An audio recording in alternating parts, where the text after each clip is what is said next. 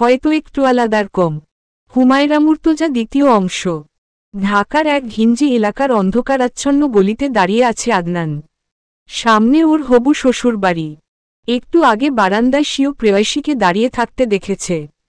আদনান নিশ্চিত এখনই কোমর বেঁধে ঝগড়াঝাটি করতে ছুটে আসবে ওর প্রেয়সী।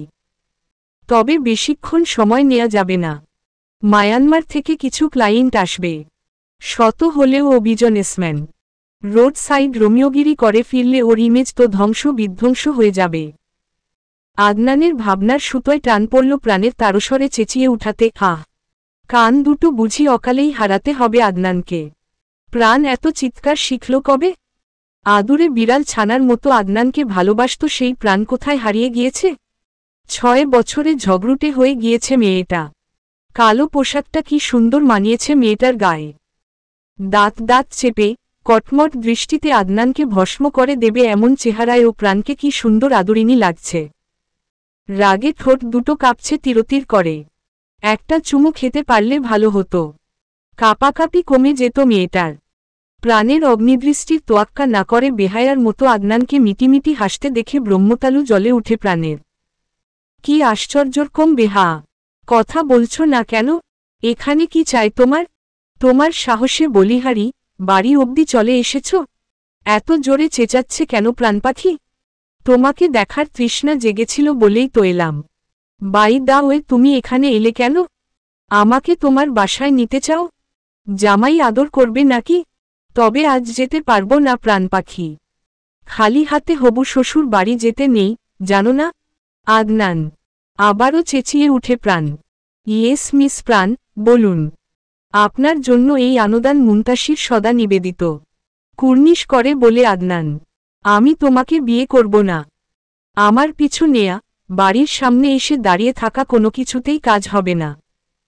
তোমার জন্য কোনো অনুভূতিও অবশিষ্ট নেই। ছ্যাঁচড়ামি বন্ধ করো। সত্যিই নেই প্রাণ? আমার চোখে চোখ রেখে বলো তবে। ব্যথিত কণ্ঠে বলে আদনান। খুব শর্তপণে মনোমধ্যে চলা অন্তর্দ্বন্দ্বের রাশ টেনে নিজেকে সংযত করল প্রাণ।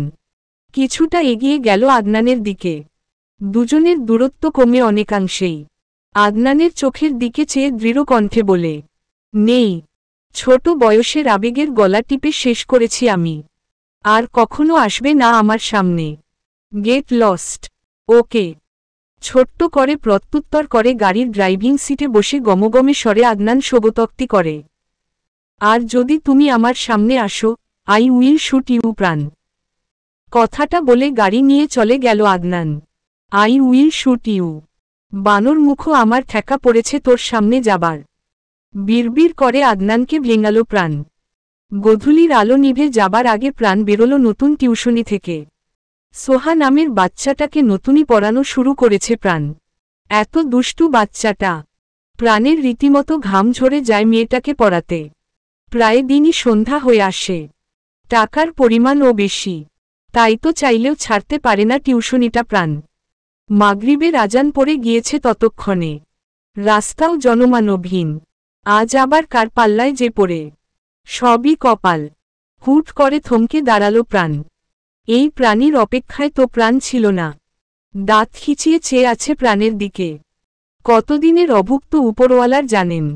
পাশ কাটিয়ে আস্তে করে হেঁটে চলে যেতে উদ্যত হয়েও।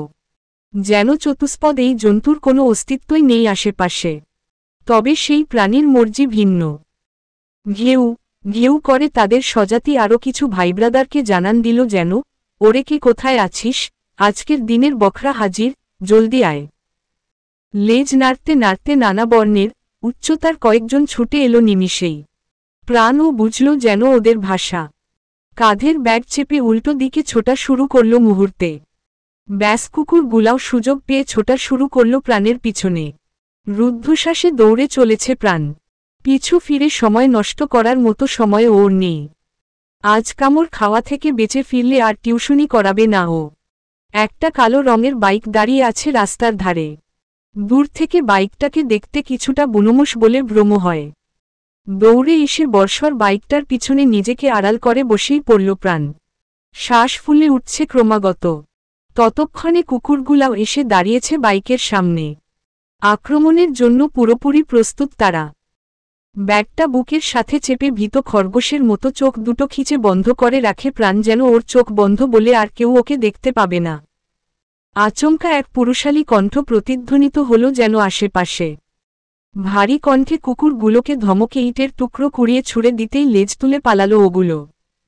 অপরিচিত আগন্তুকের কণ্ঠস্বরে উঠে দাঁড়ালো প্রাণ।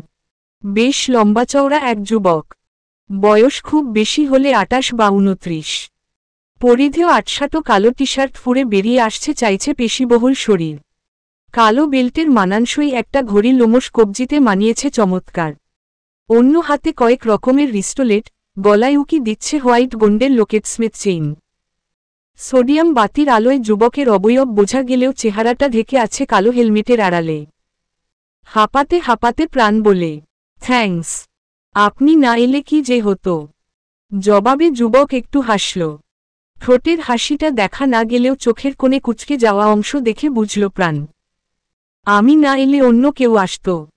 আফটার অল কাইকে সাহায্য করাটা আমাদের মানবিক দায়িত্ব। মিস অন্বেষা। শুধুই অন্বেষা? অন্বেষা প্রাণ। কিছু মানুষ তাদের নামের মতো সুন্দর হয়। এতদিন বিশ্বাস না করলেও আজ করতেই হলো, মিস অন্বেষা প্রাণ। জবাবে কিছু বলল না প্রাণ। এই ধরনের সস্তা ফ্লার্টিংয়ে ভীষণ বিরক্ত লাগে ওর কাছে, চোখে মুখেও ফুটে উঠল বিরক্ত ভাব। যুবক বুঝি সহজেই ধরে ফেলল ওর হাবভাব। বাঁকা হেসে ডান হাতটা করমর্দনের জন্য বাড়িয়ে দিয়ে বলল, অরণ্য জুহাইয়ের। হাত মিলানোর উদ্দেশ্যে বাড়িয়ে রাখা হাতের দিকে চেয়ে মিষ্টি করে হাসল প্রাণ।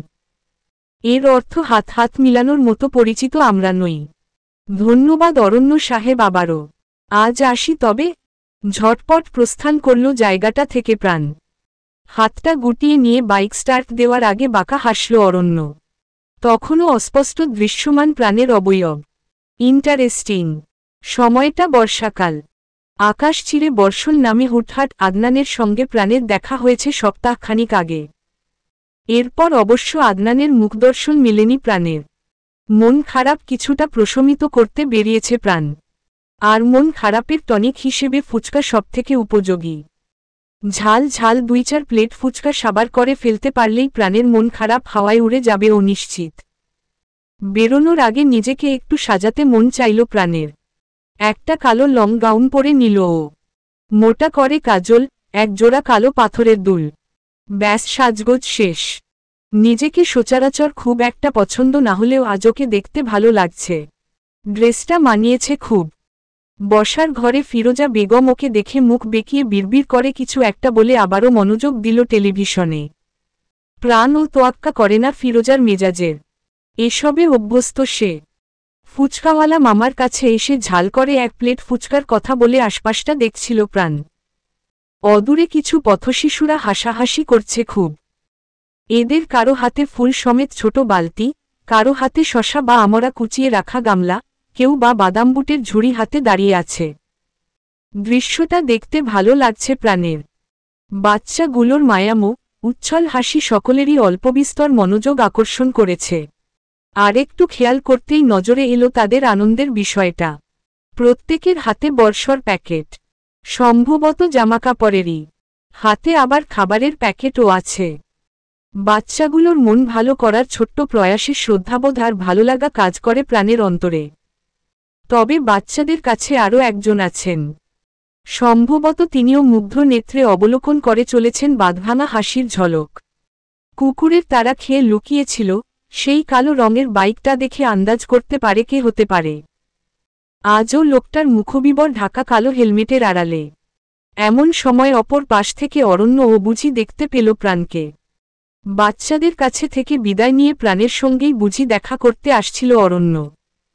তখনই ওদের মধ্যেই একজন অরণ্যের হাতে বেলিফুলের মালা ধরিয়ে দিল।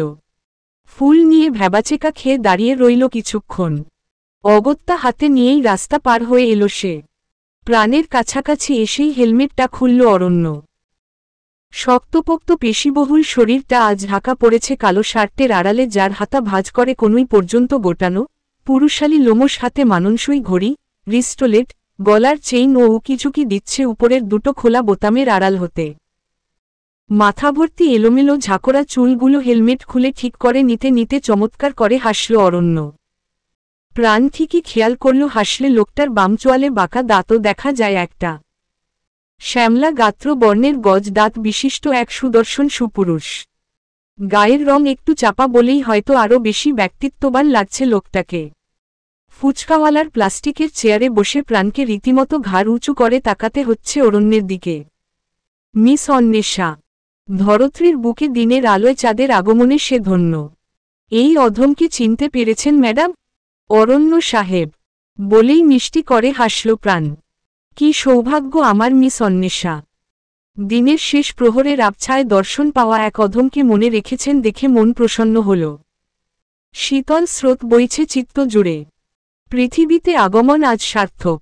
আপনি সবসময় এভাবেই কথা বলেন? বিরক্ততে কপাল কুঁচকে জিজ্ঞেস করল প্রাণ। জি না ম্যাডাম অন্বেষা, আপনি প্রথম। তবে আপনিই শেষ কি না গ্যারান্টি ওয়ারেন্টি দেয়া যাচ্ছে না। বাই দা ওয়ে ম্যাডাম, এই অধম আপনার পাশের কেদারায় একটু স্থান পেলে কৃতার্থ থাকবে। অরণ্যের কথা শুনে আবারও হেসে ফেলল প্রাণ। পাশের চেয়ারটা নিজের থেকে একটু দূরত্বে দিয়ে বলল, বসুন অরণ্য সাহেব। প্রাণের সচেতনভাবে চেয়ার সরিয়ে দেয়া দেখে আবারও বাঁকা হাসল অরণ্য। তবে প্রাণকে বুঝতে দিল না। তখনই ফুচকার প্লেট সমেত ছোট বাচ্চাটা এলো। আপামনি এবার মেলা দিন পর আইলেন। এই লন আপনের স্পেশাল ফুচকা। বাচ্চাটার মাথার চুল এলোমেলো করে দিয়ে আদর করে দিল প্রাণ। কি খবর শাওন, স্কুলে যাচ্ছ তো নিয়মিত? একদম ফাঁকিবাজি করবে না কিন্তু। আদর মাখা মৃদু ধর্কের সুরে বলে প্রাণ। স্কুল যাউন মিস যায় না আপামনি। আরেক প্লেট দিমুনি? বাচ্চাটার কথায় খেয়াল হলো প্রাণের। অরণ্য ও তো আছে এখানে। অবশ্য ছেলেরা তো ফুচকা খায় না। তারপরও জিজ্ঞেস করতে দোষ নেই। অরণ্য সাহেব, আপনার জন্য অর্ডার দেব? প্রাণের কথায় সবগুলা দাঁত বের করে হাসল সে। সেই সঙ্গে উকি দিল চোয়ালের বাঁকা দাঁতও। অবশ্যই ম্যাডাম। যাক, আমি ভেবেছি আপনি আমাকে একবার সাধবেনও না। বিপদে সাহায্য করার জন্য এক প্লেট ফুচকা আমার প্রাপ্য, তাই নয় কি মিস অন্বেষা? শাওন নামের বাচ্চা ছেলেটাকে আরও এক প্লেট ফুচকা দেওয়ার কথা বলতেই হাই হাই করে উঠে গমগমে স্বরে স্বগতোক্তি করে অরণ্য। এক প্লেটে আমার কিছুই হবে না ম্যাডাম। এই শাওন, আমার স্পেশাল ফুচকা নিয়ে আয়। জি বস বলেই দৌড়ে চলে গেল শাওন। ছেলেরা ফুচকাও খায়? হতবাক হয়ে যায় প্রাণ। খাবারের জেন্ডার ইকুয়ালিটি আছে নাকি ম্যাডাম? ফুচকা শুধু মেয়েদের জন্য রেজিস্টার্ড? স্বাধীন বাংলায় ছেলেদের প্রতি এ কেমন অনাচার? প্রত্যুত্তর করে না প্রাণ, বরং নিজের খাবারের প্লেটে মন দিল। আচ্ছা, বাচাল লোকের পাল্লার পড়েছে ও। সেদিনের সাহায্যের জন্য করা ভাষায় বলতে পারছে না। অরণ্যর ফুচকা আসতেই বাচ্চাদের মতো ঝাঁপিয়ে পড়ল সে। অতিরিক্ত ঝালে লাল হয়ে যায় শ্যামলা চেহারাটা মুহূর্তে। তারপরও থামাথামির লক্ষণ নেই তার মাঝে। সে খেয়ে চলেছে আপন মনে। প্রাণের হতবিহ্বল দৃষ্টিতেও কোনো প্রকার হেলদোল নেই। নিমিষেই কয়েক প্লেট ফুচকা সাবার করে ফেলেছে সে। ফুচকার ঝালে প্রাণের অবস্থাও খারাপ। অরণ্য হয়তো বুঝল। কিছু সময়ের মধ্যে কয়েক ফ্লেভারের আইসক্রিম নিয়ে হাজির সে। বিনিময়ে আবারও মিষ্টি করে হাসল প্রাণ।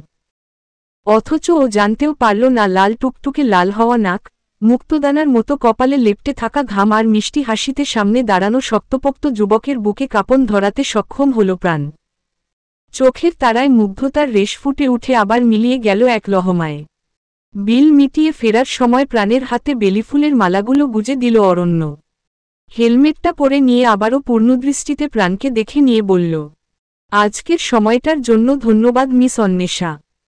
উপরওয়ালার দরবারে প্রার্থনা করতে মন চাইছে বহুদিন পর, তিনি যেন এরকম গোধূলি বেলা আমার ললাটে আরও লিখে রাখেন।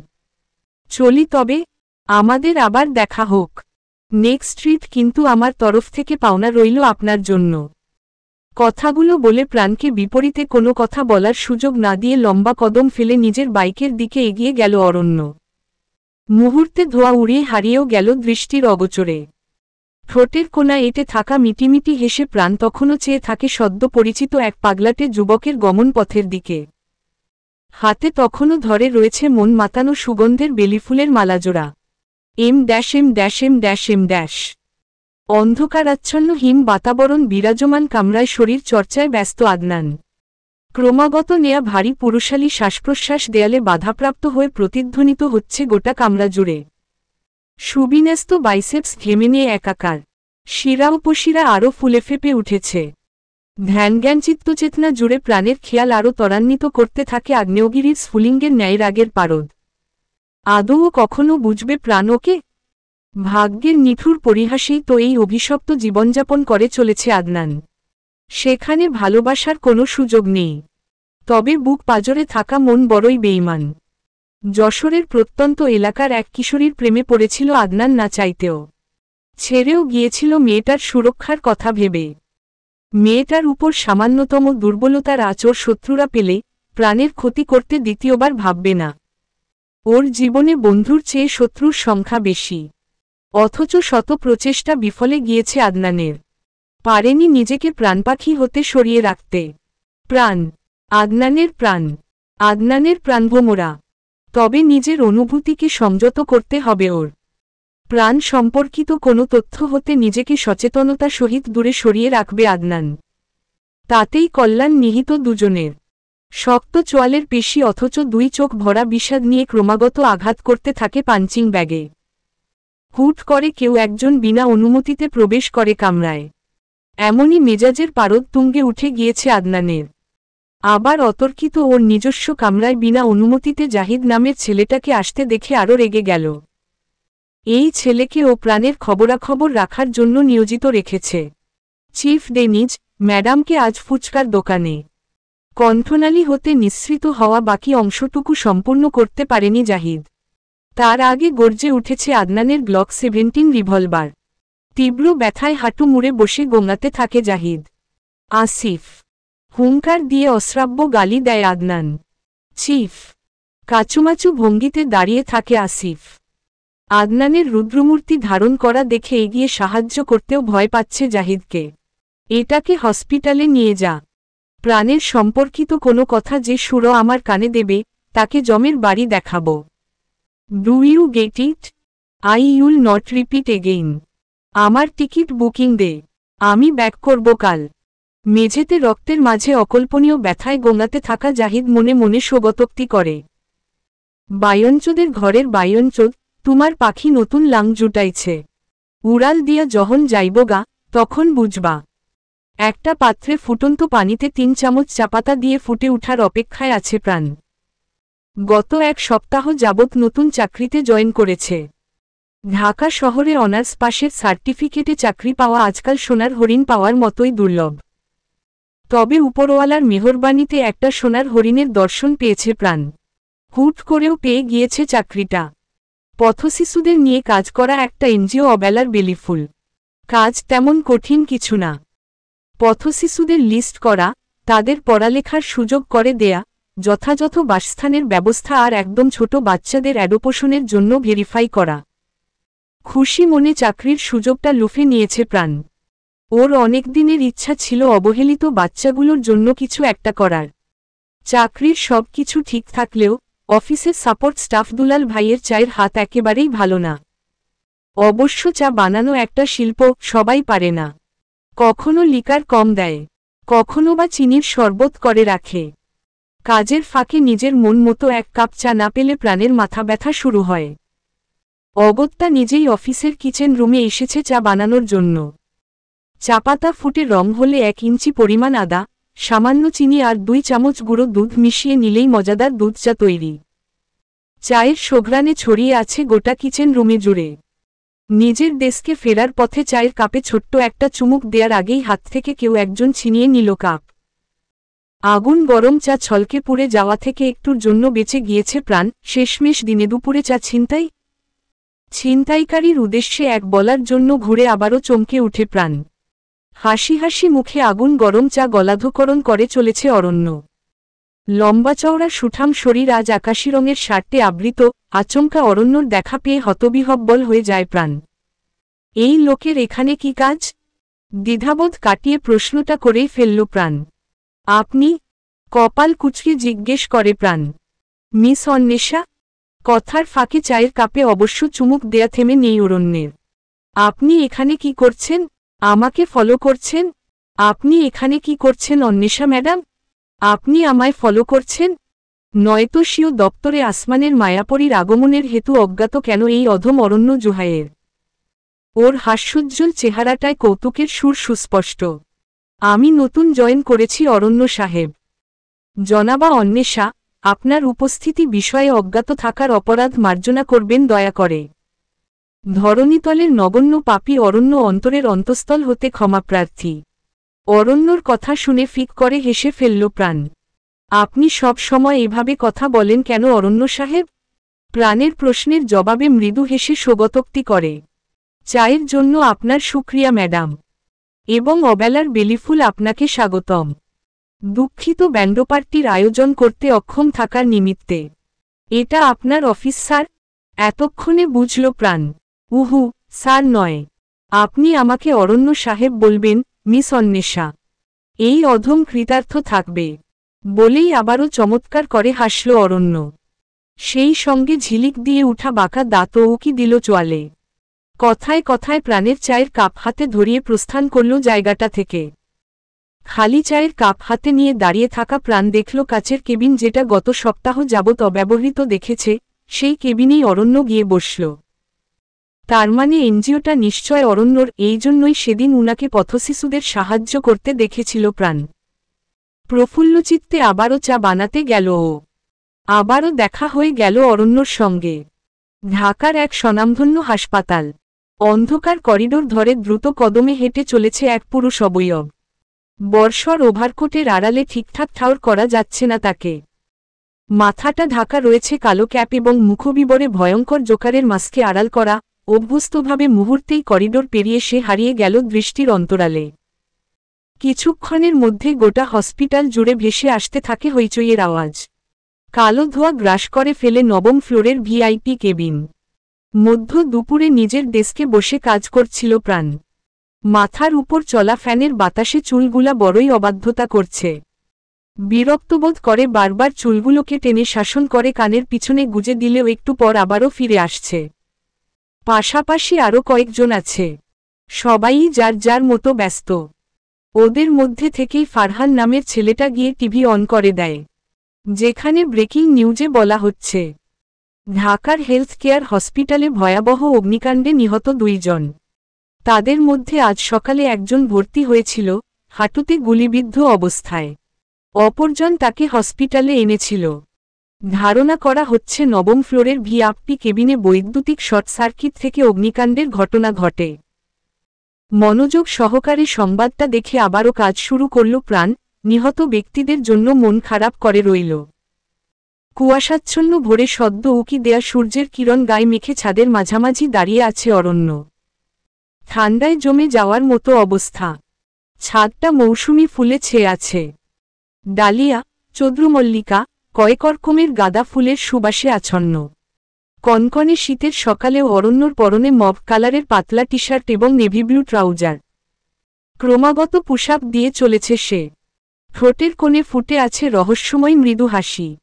শৈলপান্ত গোটানো, পেটানো পেশিবহুল শরীরটা অভ্যস্ত কায়দায় পুশ আপ দিয়ে চললেও দৃষ্টি তাক করে রেখেছে ছাদের দরজার পানে। অধীর আকাঙ্ক্ষার অভিব্যক্তি নিয়ে প্রত্যাশায় আছে কারো আগমনের। সকালের হিমেল বাতাসে ওর ঝাঁকড়া চুল উড়ছে। ওর বাড়িটা দ্বিতল। আশেপাশে তেমন কোনো বাড়িঘরও নেই। শুনশান, নির্জন কাকডাকা ভরে এক সুদর্শন পুরুষের দৃষ্টি বারবারে খুঁজে ফিরেছে এক নারিকায়ার অস্তিত্ব।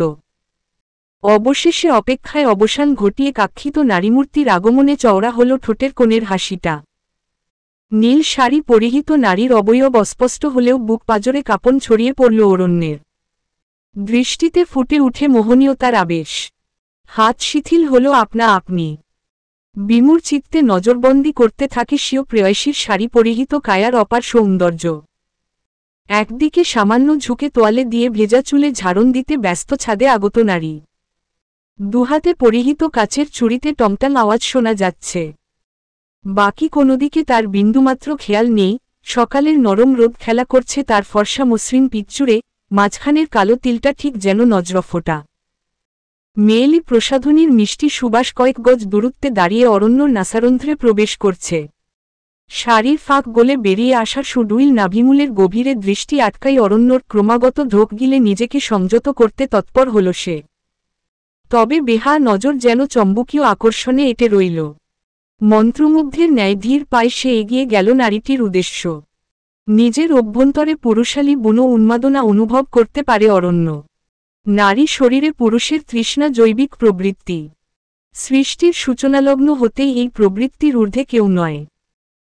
কয়েক মুহূর্তেই উন্মুক্ত নারী উদ্রে হাতের উষ্ণ পরশে মথিত করার সঙ্গে মিলে অধরের স্পর্শে পিঠের কালো তিলে ঠোঁট ছুঁয়ে তাকে নিজের দিকে ফেরাতেই ঘুম ভেঙে গেল অরণ্যর।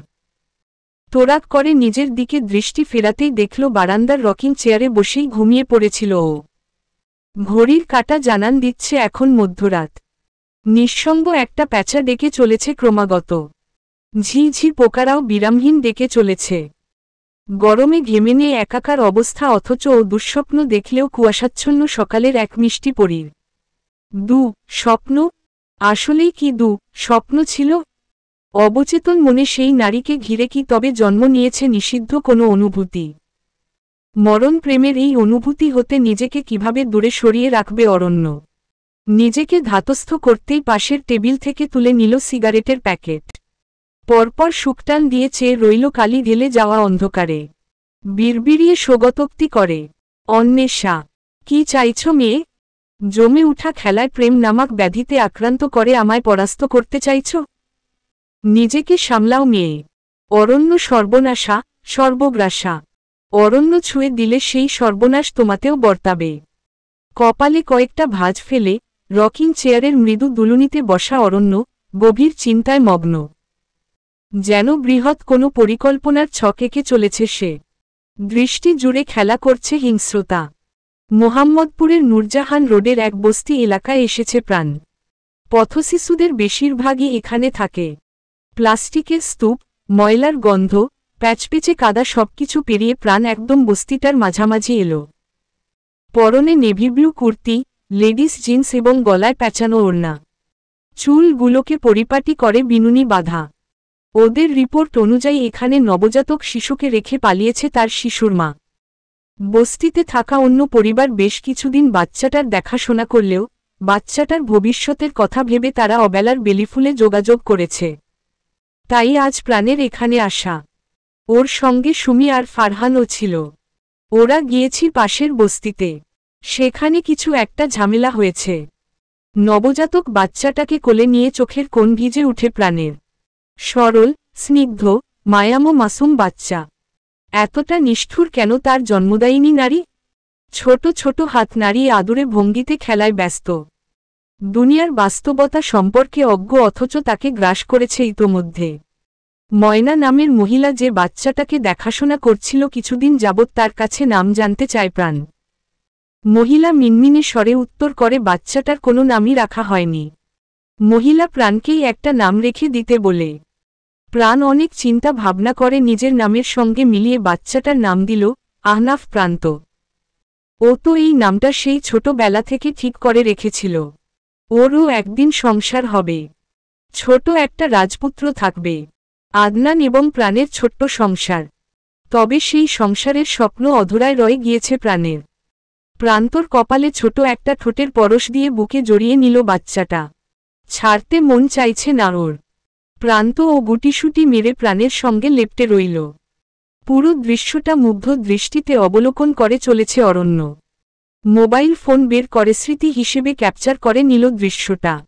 অরণ্যর দৃষ্টিতে মুগ্ধতা মিশে থাকলেও চোয়াল শক্ত হয়ে আছে। ধীরে ধীরে মুগ্ধতা ছাপিয়ে ভিড় করে এক রাসক্রোধ।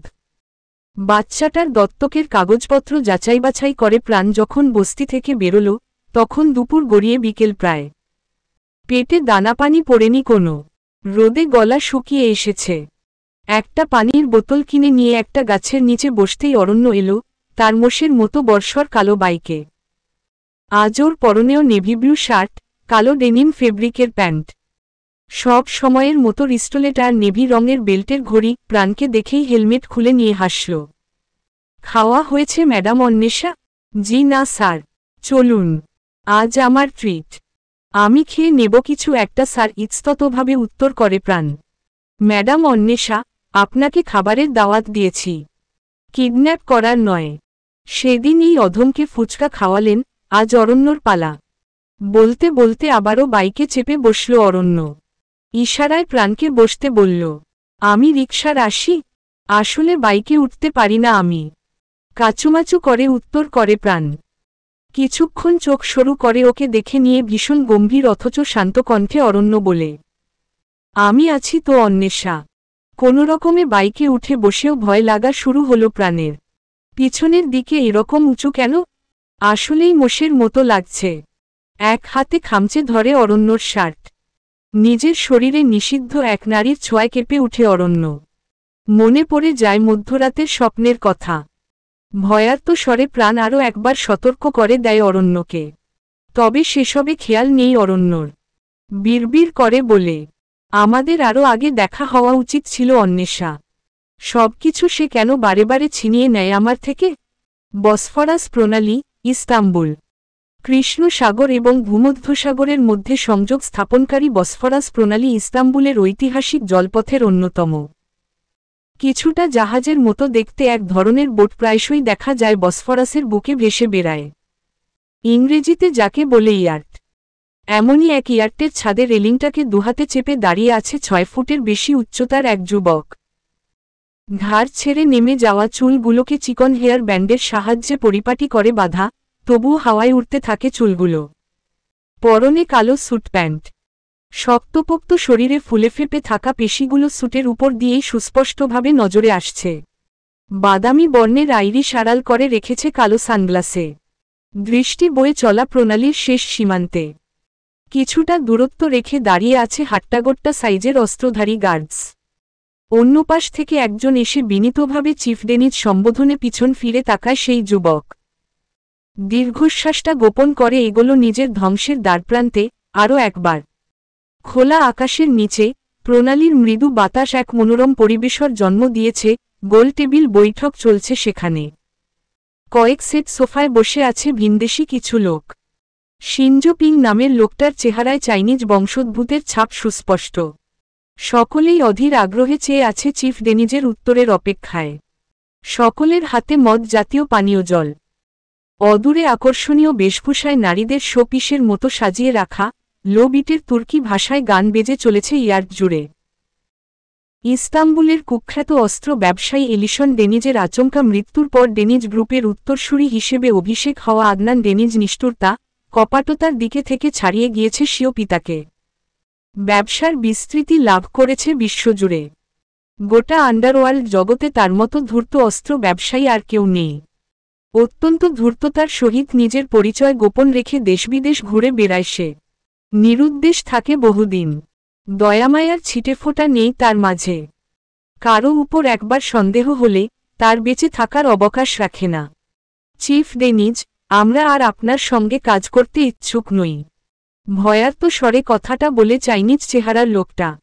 বাকিরাও তালমেলায় ঘাড় নেড়ে। চেহারা দেখে আন্দাজ করার উপায় নেই আজ তারা প্ল্যান করে এসেছে। ডেনিজকে আজ উৎখাত করেই তবে ফিরবে, ব্যবসায় লস তো কম হচ্ছে তার জন্য। এই বসফরাস প্রণালীতেই আজ সমাপ্তি ঘটবে ধূর্ত শ্রীগালটার। সকলের ঠোঁটের কোণের হিংস্র হাসিটা নজর এড়ায় না আদনানের। বাঁকা হাসে সেও। কাজ তো তোরা করবি, বরং প্রফিট 60% দিবি আমাকে। নিরেট স্বর আদনানের। পায়ের উপর পাতুলে আয়েশ করে বসে আদনান। সিগার ধরিয়ে কয়েক টান দিয়ে সকলকে এক নজর দেখে নিয়ে দৃষ্টি সরায় প্রণালী জুড়ে খেলা করতে থাকা সিগালের পানে। সুদর্শন মুখবিবরে খেলা করে নিদারুণ নির্মমতা। ওসমানী সাম্রাজ্যের নিদর্শন টোপোকাপি প্যালেস, শতাব্দী পুরানো আয়া সোফিয়া মসজিদের একাংশ স্বাভাবিকভাবেই দৃশ্যমান। তবে সেসবের দিকে ধ্যান নেই আদনানের। সিগারটা সামনে রাখা টেবিলের আশ্রেতে চেপে দুহাত সোফার কাঠের অংশে এনে কিছুক্ষণ তবলা বাজাল। ঠোঁট গোল করে শীষ বাজিয়ে সুর তুলল পুরানো এক বাংলা গানের সুর। তুমি তুমি তুমি শুধু এমনের আনাচে কানাচে, মেঘের খামে আজ তোমার নামে। আদনানের নির্লিপ্ততায় হতবুদ্ধ হয়ে বসে থাকে সামনে বসা লোকগুলো। 60%? ডেনিজ তুমি পাগল হয়ে গিয়েছ? চেঁচিয়ে উঠে রাশিয়ান লোকটা, নীল চোখের মণি, চমৎকার গায়ের রং তার। ভাঙা ভাঙা ইংরেজিতে রাশিয়ান কথার টান স্পষ্ট। মগুয়ে বিড়বিড় করে চাইনিজ ভাষায় আদনানকে গালি দেয় শিনজোপিং। কথাটা কানে গেলেও ভ্রুক্ষেপহীন আদনান। 60% প্রফিট অউর গো টু হেল। সোফায় গা এলিয়ে বসে গার্ডদের ইশারা করে আদনান। তৎক্ষণাৎ অত্যাধুনিক অস্ত্র তাক করে আদনানেফ গার্ড সোফায় বসে থাকা ব্যক্তিদের লক্ষ্য করে। অট্টহাসিতে ফেটে পড়ে লোকগুলা। যেন এই সময়টার অপেক্ষাতেই ছিল এত সময়, নিজেদের গার্ডদের ইশারা করতেই ওরাও অস্ত্র তাক করে আদনানের দিকে। চাইনিজ লোকটা কাকে যেন ফোন করতেই আরও কিছু অস্ত্রধারী লোক প্রবেশ করে দৃশ্যপটে। নিজের দিকে অস্ত্র দেখেও কোনো প্রতিক্রিয়া ব্যক্ত করে না আদনান, বরং আরও একটু গা এলিয়ে বসে সিগার ধরানোর জন্য নিজের সব সময়ের সঙ্গী আপত্তিকর নগ্ন নারীমূর্তি সম্বলিত লাইটার আঙ্গুলের ভাঁজে নিয়ে কিছু সময় উল্টে পাল্টে ঘোরাল। পরপর আগুন ধরিয়ে সিগারের ধোঁয়াটা উড়িয়ে লোকগুলোর উদ্দেশ্যে বাঁকা হাসল। মরতে এত তারা কেন তোদের? গম্ভীর চাপা কণ্ঠে আওড়ায় আদনান। মরবে তো তুমি ডেনিজ। যেভাবে এলিশন আমাদের পাতা ফাঁদে পা দিয়ে মারা পড়েছে, আজ তোমার পালা ডেনিজ। 60% প্রফিট তবে জাহান্নামেই পেয়ে যাবে।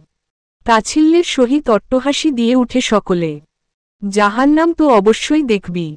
আমার দেখা পাওয়া আর জাহান্নাম দেখা একই কথা। সিগার টানার ফাঁকে উত্তর করে আদনান। কে দেখাবে? তুমি। আশপাশটা তাকিয়ে দেখো ইয়াং ডেনিজ। গান পয়েন্টে তুমি আছো, আমরা নই। সকলে অট্টহাসি এবং জিতে যাওয়ায় আনন্দিত হলেও রাশিয়ান লোকটার কিছু একটা সুবিধার লাগছে না। সেই কিশোর বয়স থেকে আন্ডারওয়ার্ল্ডের সঙ্গে জড়িত সে। অভিজ্ঞতার ঝুলি পরিপূর্ণ। রিভলভারের পয়েন্টে থেকেও যখন আদনানকে বিচলিত হতে দেখা যাচ্ছে না তখন পরিস্থিতি যে স্বাভাবিক নয় অনুমান করতে পারে লোকটা। গার্ডস। ভারী স্বরে কথাটা বলতেই ইয়ার্টের ছাদে থাকা সমস্ত গার্ডরা নিজেদের অবস্থান পরিবর্তন করে গিয়ে দাঁড়ায় আদনানের সাইডে। বাঁকা হেসে কিছু একটা ইশারা করতেই আদনানকে তাক করে রাখা রিভলভারের নিশানা সোফায় বসা লোকগুলার দিকে চলে যায়। সিগারেটের কয়েকটা টান দিয়ে আরও একবার গম্ভীর মুখে জিজ্ঞেস করে, 60% অউর ডেথ? পিনপতন নীরবতার ইংরেজি সমার্থক শব্দ পিন ড্রপ সাইলেন্স, অর্থাৎ পরিবেশ এতটাই নীরব হবে যে আলপিন এবং মেঝের সংঘর্ষের শব্দ শোনা যাবে। ইয়ার্টে ঠিক সেরকম নিস্তব্ধতা বিরাজমান। ক্রূর হিংস্রতা ফুটে ওঠা লোকগুলোর মধ্যেও অস্থিরতা অনুমান করা যাচ্ছে। হিসেবে গণ্ডগোল কোথায় হয়েছে? হাঁটু গেড়ে মেঝেতে বসে পড়ে সকলে। আপাতত যান বাঁচিয়ে ফিরতে পারলেই হল। চিফ ডেনিজ, আমরা 60% প্রফিট শেয়ার করতে রাজি। আমাদের মেরে ফেলবেন না। আমরা আর কোনোদিন আপনার বিরোধিতা করব না। এবারের মতো মাফ করবেন। কিন্তু এখন আমি 60% চাই না। আই ওয়ান্ট 80% প্রফিট নাও। শান্ত কণ্ঠস্বরে বলে আদনান। মুখ চাওয়াচাওয়ি করতে থাকে লোকগুলা। শয়তানের মাসতুতো ভাই ওদের এভাবে জব্দ করবে ঘুণাক্ষরেও টের পায়নি ওরা। শেষমেশ রাজি হয়ে গেল আদনানের প্রস্তাবে। অবশ্য রাজি না হয়ে উপায় আছে? জান হাতে নিয়ে বসে আছে সকলে। রাজি হবার পরেও শিনজোপিং হাফ ছেড়ে বসতেই অতি ধারালো সুইচ নাইফটা চোখের কোণা ভেদ করে গেল। আর্তচিৎকার করে লুটিয়ে পড়ল ইয়ার্টের ছাদে। আমি শয়তান, আমি জানি।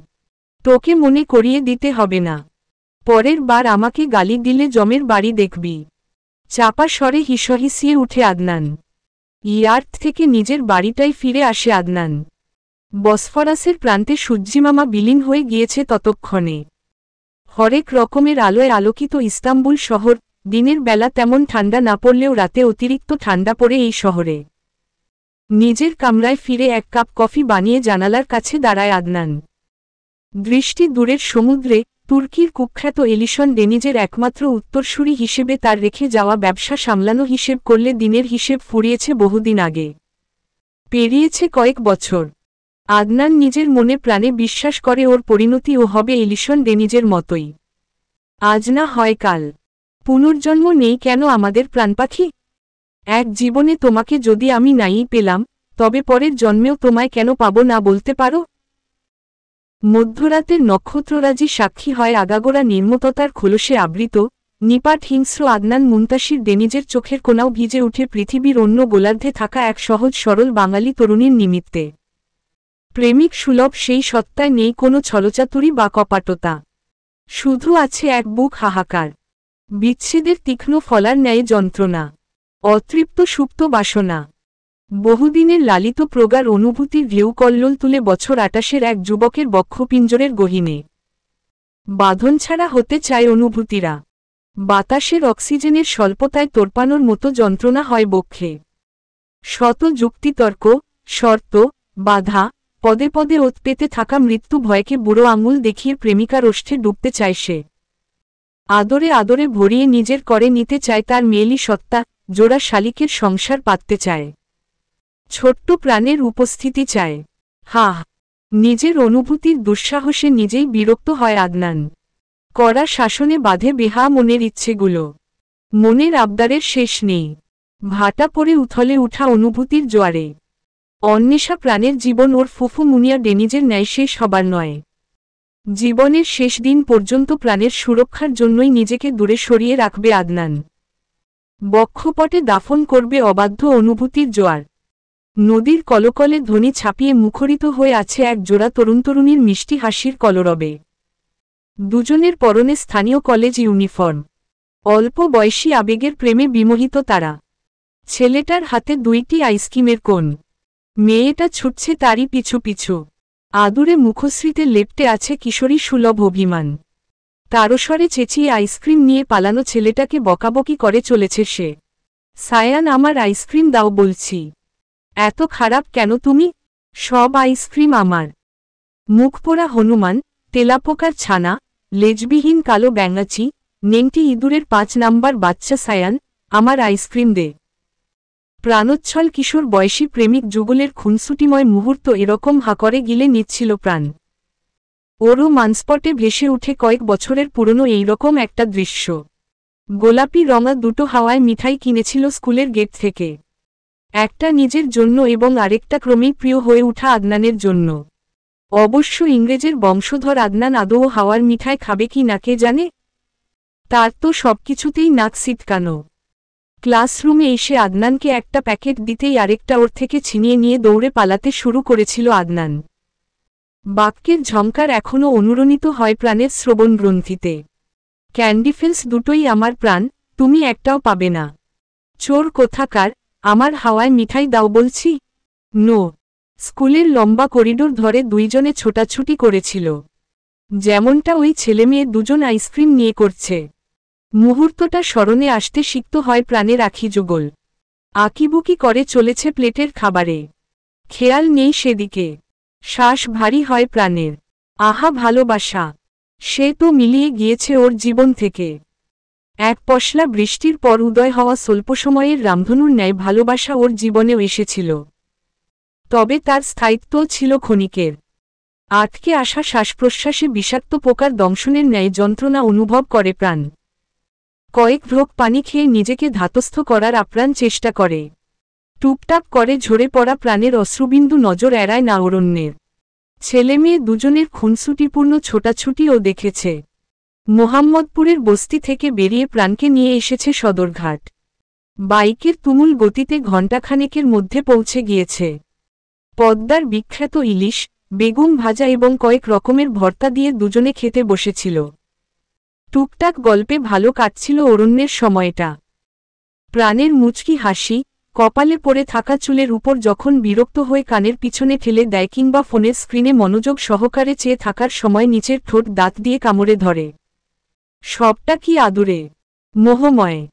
মুগ্ধতার মায়াজালে আবদ্ধ অরণ্য প্রাণের সান্নিধ্যে অদ্ভুত মোহ অনুভব করে।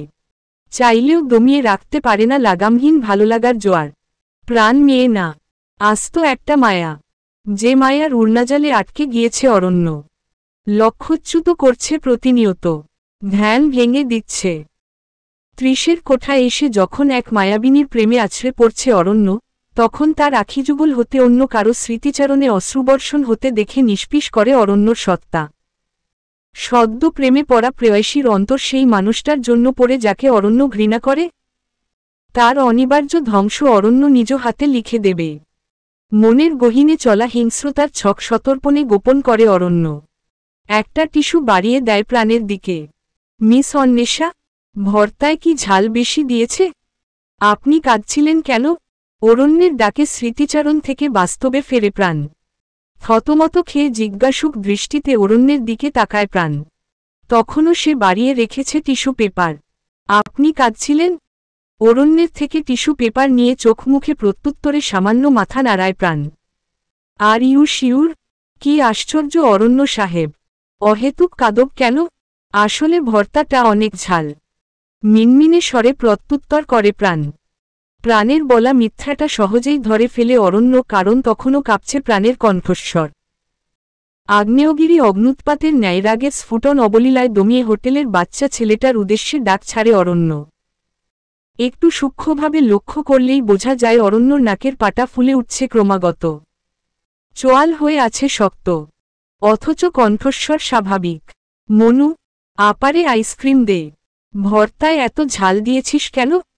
দেখ তোর আপার কান্নাকাটিতে করে পদ্মার পানি বিপদসীমা ছাড়িয়েছে। বন্যা এবারে সদরঘাট তলিয়ে না যায়। অরণ্যর রসিকতায় বিরক্ত হয় প্রাণ। অর্শলা মার্কা রসিকতা। ঠোঁট বেঁকিয়ে বিড়বিড় করে প্রাণ। শেষমেশ আরশোলা বললেন, আমায় মিস অন্বেষা। মেকি হতবিহব্বল হয় অরণ্য। জিইও র নো সাহেব। আরশোলা। অরণ্য, দেখেছেন কত মিল আপনাদের? হে ধরণী, তুমি দ্বিধা হও, আমায় স্বীয় বক্ষে স্থান দাও। ধরণীর উপরিভাগ আমার মূল্য মর্যাদায় অপরাগ। 6 ফুট উচ্চতায় একজন তাগড়া যুবককে দিনে দুপুরে।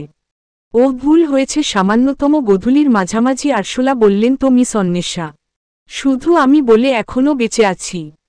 অন্য কেউ হলে এক্ষুনি পদ্মায় সলিল সমাধি হয়ে যেত। এক নাগারে এতগুলো কথা একসঙ্গে বলে থামতেই খিলখিল করে হেসে ফেলল প্রাণ। যে হাসির ঝঙ্কার কাঁপন ধরায় অরণ্যের বুক পাজরে। তবে সে নির্বিকার। আচ্ছা অরণ্য জুহাইয়ের সাহেব, মেনে নিলাম আপনার রসিকতা উন্নত মানের। আর হাই হাই করতে হবে না আপনাকে। ধন্যবাদ অন্বেষা, আপনি মহৎপ্রাণ ভীষণ। এক ধ্যানে মন্ত্রমুগ্ধের ন্যায় হাসির আওয়াজের আবহের ডুবে প্রত্যুত্তর করে অরণ্য। কফির কাপে চুমুক দিয়ে এক বুক হাহাকার ওগিলে নিচ্ছিল আদনান মুনতাসির। দরজার করাঘাতে নিজেকে আবারও গুটিয়ে নেয় খোলসে। রুমের মধ্যে থাকা সোফায় বসে ল্যাপটপ খুলে চেয়ে থাকে স্ক্রিনে। যেন সে বিরাট ব্যস্ত। বিনীতভাবে সরব নামের ছেলেটা এসে দাঁড়ায় ওর সামনে। ছেলেটা বাংলাদেশি। ওকে ইস্তাম্বুলে পাঠিয়েছে সাব্বির। বাংলাদেশের যাবতীয় তথ্যাদি ওর কাছেই আসে। পরে আদনানকে জানাই সরব। ওর চেহারা দেখে আদনান ও বুঝে যায় কিছু একটা ঠিক নেই। নয়তো এতটা ইতস্তত সরব কখনোই করে না। চিফ, কি ব্যাড নিউজ দিতে এসেছ সরব? বলে কেটে পড়ো জলদি। আম ভেরি মাচ টায়ার্ড। চিফ, কক্সবাজারে মহেশখালী দিয়ে মায়ানমার যাওয়ার পথে আমাদের সাপ্লায়ারের সঙ্গে যোগাযোগ বিচ্ছিন্ন হয়ে গিয়েছে। হু? কক্সবাজারের এসপির সঙ্গে কথা হয়েছে আফিসের। ট্রাক পৌঁছে যাওয়ার কথা ছিল, যায়নি চিফ। সব যেন হাওয়ায় মিলিয়েছে। ওকে হো, লেট মি হ্যান্ডেল ইট। বলেই সোফার টেবিলে থাকা স্ট্রেস রিলিফিং বেয়ার চটকাতে থাকে। তবে সরবকে তখনও কাচুমাচু মুখে দাঁড়িয়ে থাকতে দেখে বিরক্ত হয় আদনান। বললামই তো আমি কথা বলে নেব আসিফের সঙ্গে। সাব্বির বিষয়টা দেখবে। তারপরও দাঁড়িয়ে আছো কেন? চিফ, জাহিদ আর হাসান মারা গিয়েছে, মিনমিনে স্বরে বলে সরব। ওয়াট? আদনানের হুঙ্কারে কেঁপে উঠে সরব। মনে মনে আওড়াতে থাকে, আজ বুঝি বেঁচে ফিরতে পারবে না। আহা, ওর বিয়ে এই জন্মে বুঝি আর হবে না। সিঙ্গেলি মারা যেতে হবে। সুন্দরী তুর্কি মেয়েটাকে পটাতে পারেনি এখনো। তার আগেই চিফ ডেনিজ বুঝি ওকে জমের বাড়ি দেখিয়ে দেবে। বউটা দেখা পাওয়ার আগেই বিধবা হয়ে যাবে। আচ্ছা, ও যদি এখন মরে যায় তবে ওর জন্য নির্ধারিত বউয়ের কি অন্য স্বামী হবে? বউটাকে ঠিকঠাকভাবে সে আদর করতে পারবে তো? সরব, ক্যান ইউ হিয়ার মি? উঁচু গলার জিজ্ঞেস করে আদনান। আবারও কেঁপে উঠল সরব। সাব্বির স্যার আমাকে ডিটেইলস কিছু বলেনি চিফ। হসপিটালে শর্ট সার্কিট থেকে অগ্নিসংযোগে ওরা মারা গিয়েছে চিফ। ওকে, এখন যাও, বলে ল্যাপটপ স্ক্রিনে মনোযোগ দিল আদনান। আসিফের সঙ্গে কথা বলা দরকার। কিন্তু সরবকে তখনও দাঁড়িয়ে থাকতে দেখে বিরক্তিতে কপাল কুঁচকে ওর দিকে তাকালে ঢোক গিলে সরব। আহা, জীবন নিয়ে আজ বুঝি ফিরতে পারবে না। আবার কি সরব? ম্যাডাম নতুন জব নিয়েছে চিফ। প্রাণের কথা শুনতেই একটু শিথিল হলো আদনানের কুঁচকে থাকা কপালের ভাঁজ। কোথায়? একটা এনজিওতে। পথশিশুদের নিয়ে কাজ করে। গুড। আর কোনো নিউজ আমি শুনতে চাই না সরব। হাঁটুর ভাঁজে আটকে থাকা সুইচ নাইফটা বের করতেই দৌড়ে পালালো সরব। অথচ জিওভার ডগায় তখনও এনজিওর নামটা বলার জন্য নিষ্পিস করছিল। অবেলার বেলিফুল যে আদনানের জাতশত্রু, আগের বার প্রাণকে কিডন্যাপ করা এডি গ্রুপের প্রতিষ্ঠান তা জানার আগেই সরবকে ভাগিয়ে দিল আদনান। সরবের পালানো দেখে সামান্য হাসল আদনান। আবার প্রচ্ছন্ন হয় প্রাণের চাকরির খবরে। ও তো জানে প্রাণ বাচ্চাদের কতটা পছন্দ করে। অবেলার বেলিফুল প্রাঙ্গণ আজ সেজেছে পথশিশুদের ঈদ উপহার দিতে। বাচ্চাদের জন্য কেনা জামাকাপড় আজ তাদের বুঝিয়ে দেয়া হবে। চারিদিকে উৎসবের রব। সুবিধাবঞ্চিত এই শিশুরা খুব সামান্য জিনিসেও এতটা খুশি হয়ে যায়। প্রাণের চোখ ভিজে উঠে ওদের দেখে। প্রাণও তো এতিম। মামারা যাবার পর ফিরোজা বেগমের কটু কথা, বাবার বিমুখিতা ওর প্রতি সব মিলিয়ে বিষিয়ে গিয়েছে ওর গোটা জীবন। তাও ভালো ফিরোজা বেগম ওকে বাড়ি ছাড়া করেনি। নয়তো প্রাণ ও নিশ্চয় এরকম পথশিশু হিসেবে বড় হতো, ছলছলে চোখ নিয়ে দেখতে থাকে বাচ্চাদের। আজ প্রান্তও নতুন বাবামা সহ এসেছে ওদের এনজিওতে। বুকে জড়িয়ে নেয় বাচ্চাটাকে প্রাণ। কত বড় হয়ে গিয়েছে কয়েক মাসে। বাচ্চাটাও আদুরে ছানার মতো লেপ্টে থাকে প্রাণের সঙ্গে। যেন কত জনমের জানাশোনা তাদের। অরণ্য এগিয়ে এলো প্রাণের কাছাকাছি। আজ ওর পরনে সাদা শার্ট এবং নীল জিন্স। এলোমেলো চুলগুলোকে সেট করা সুন্দর করে। কাকতালীয়ভাবে প্রাণও আজ সাদা সালোয়ার কামিজ পরেছে। জামার ওড়নাটা নীল। দুজনে মিলে আদর করে দেয় বাচ্চাটাকে। হুট করে আবেগাপ্লুত হয়ে যায় অরণ্য। প্রান্ত এবং অরণ্যর জীবনের সূত্র একই রকম। মাত্র ৩ বছর বয়সে চোখের সামনে ওর মাকে দেখেছিল ফ্যানের সঙ্গে ঝুলতে। কি যে বিভৎস ছিল ওর মায়ের মুখটা। ৬ বছর বয়স পর্যন্ত ইস্তাম্বুলের এক এতিমখানায় বড় হয়েছে অরণ্য। তারপর একদিন এলো এক বাঙালি দম্পতি। এবং বদলে গেল অরণ্য জুহাইয়ের ডেনিজের জীবন। নয়তো অরণ্যকেও পথেঘাটে ধুলো বালি খেয়ে বেঁচে থাকতে হতো। তাই তো পথশিশুদের জন্য এত টান অনুভব করে অরণ্য। জামাকাপড় বিতরণ শেষে বাচ্চারা আবদার করে অরণ্যর কাছে, গান গেয়ে শোনাতে হবে ওদের। বেশিরভাগ শিশুদের আগেও নাকি অরণ্য গান শুনিয়েছে। ব্যাস ছেকে ধরে সকলে মিলে। মুখে নিয়ে ফু দিয়ে বাজাই ওই যন্ত্রটার সুরও শুনতে চায় ওরা। বাচ্চাদের কথা শুনে সকলেই হেসে ফেলল। অফিস রুম থেকে ফারহান গিয়ে নিয়ে আসে মুখে ফু দিয়ে বাজানোর যন্ত্রটা। এটাকে বলে মাউথ অর্গান। অরণ্যের গানের গলা চমৎকার। সেই সঙ্গে মাউথ অর্গানের সুর যখন তুলল, সকলে মন্ত্রমুগ্ধের ন্যায় শুনতে থাকে। নামি চলো আজ পথে, হাত রাখো এই হাতে, দুজনে চলো যাই বহুদূর, আমার গিটারের সুরে, দোলা লাগে তোমার নুপুরে, উত্তাল ঢেউ তোলে, দোলে হৃদয় সমুদ্র, তোমার জুলিয়েট হাসি হেসে, ডাকো একবার ভালোবেসে, আমি তোমার চোখে তাকাব, পলক পড়বে না, আজ আমার প্রেমিক শরীরে, তোমার হাওয়ায় উড়ছি ফুরফুরে, প্রেম আর পাগলামিটাকে লুকাব না, লোকে পাগল বলুক, মাতাল বলুক, আমি তোমার পিছু ছাড়ব না, লোকে পাগল বলুক, মাতাল বলুক, আমি তোমার পিছু ছাড়ব না, তোমার পিছু ছাড়ব না। বেশ মনোযোগ দিয়ে গান শুনছিল প্রাণ। ও খেয়াল করেছে গানের ফাঁকে অরণ্য বারবার ওর দিকেই চেয়েছিল। পুরুষের নজরের মুগ্ধতা না বোঝার মতো অবুঝ বয়সী প্রাণ নয়। কিন্তু অরণ্যের গান শুনে প্রাণের মনে হলো আদনান গান গাইছে। দুজনের এত মিল কিভাবে হয়? সূক্ষ্মভাবে পরখ করতে থাকে প্রাণ। উচ্চতা, গড়ন প্রায় একই রকম। অরণ্য এবং আদনানের মধ্যে আসলেই এত মিল? নাকি নেহাত মনের কল্পনা প্রাণের? ভয়ের এক শীতল স্রোত নিজের শিরদাঁড়া বরাবর অনুভব করতে পারে প্রাণ। টিউশন পড়ানো বাচ্চা সোহার বাবা ওর চাকরিটা জোগাড় করে দিয়েছিল হুট করে। প্রাণ উনাদের কখনো বলেও নি চাকরির জন্য। তবে নাকি কোথাও কোনো জড়যন্ত্রের শিকার প্রাণ। গান শেষ করে এসে প্রাণকে এক ধ্যানে অন্যদিকে চেয়ে থাকতে দেখল অরণ্য। ওর চোখের পাতা কাঁপছে তিরতির করে, হালকা মাথাও দোলাচ্ছে, অর্থাৎ মনে মনে কিছু একটা চিন্তাভাবনা করছে প্রাণ সহজেই বুঝে যায় অরণ্য। ওর সামনে এসে তুড়ি বাজালো অরণ্য। কোথায় হারিয়ে গিয়েছেন, মিস অন্বেষা? জি। হচকিয়ে যায় প্রাণ। গান শুনে হারিয়ে গিয়েছেন নিজের ছোটবেলায়, আর ফিরে আসতে পারছেন না? টাইম ট্রাভেল তবে সত্য? অরণ্য স্যার, আপনার গান সত্যিই চমৎকার। আমার পরিচিত একজনের সঙ্গে মিলে যায়। তাই? তার থেকেও চমৎকার? গম্ভীর মুখে জিজ্ঞেস করে অরণ্য। এতক্ষণ যেই হাসিখুশি চেহারায় কথা বলছিল প্রাণের সঙ্গে, তা বদলে গেল নিমিষেই। কি বলতে চাইছেন স্যার? কৌতূহল নিয়ে জিজ্ঞেস করে প্রাণ। বোকার স্বর্গ মানে ফুলস প্যারাডাইস। আপনি সেখানে বাস করেন অন্বেষা। কথাটা বলে এক মুহূর্তও দাঁড়াল না অরণ্য। তবে যাওয়ার আগে রাগে রক্তিম হওয়া শ্যামলা চেহারাটা ঠিকই নজরে এলো প্রাণের। গ্রীষ্মের মেঘাচ্ছন্ন বিকেল গড়িয়ে গোধূলি পড়ে যাওয়ার আগেই অবেলার বেলিফুল মোটামুটি ফাঁকা হয়ে গেল। বাচ্চারা নিজের উপহার সামগ্রী বুঝে নিয়ে ফিরে গিয়েছে নিজ কর্মসংস্থানে। ব্যস্ততায় মোড়া যান্ত্রিকতার শহরে ক্ষুধা নিবারণে হয়তো দুই এক বেলা পেটের খোরাকের ব্যবস্থা কাজ ছাড়া হয়। কিন্তু মানব দেহে বসবাসরত খাদ্যথলি তো আর বাস্তবতা, দ্রব্যমূল্য কিংবা অসহায়ত্ব বোঝে না।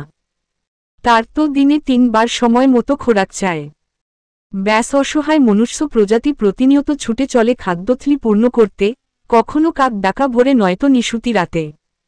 গানের পর অরণ্যও বেরিয়েছে। তবে যাবার আগে প্রাণকে নিজের রক্তচক্ষু দেখাতে ভুলে যায়নি অবশ্যই। বাইকের ধোঁয়া উড়িয়ে যাওয়ার দিকে হতবিহ্বল হয়ে চেয়ে রইল প্রাণ। জীবনে আর কত রকমের মাথা পাগল লোকজনের পাল্লায় পড়বে উপরওয়ালায় জানেন শুধু। আমি বোকার স্বর্গে বাস করি?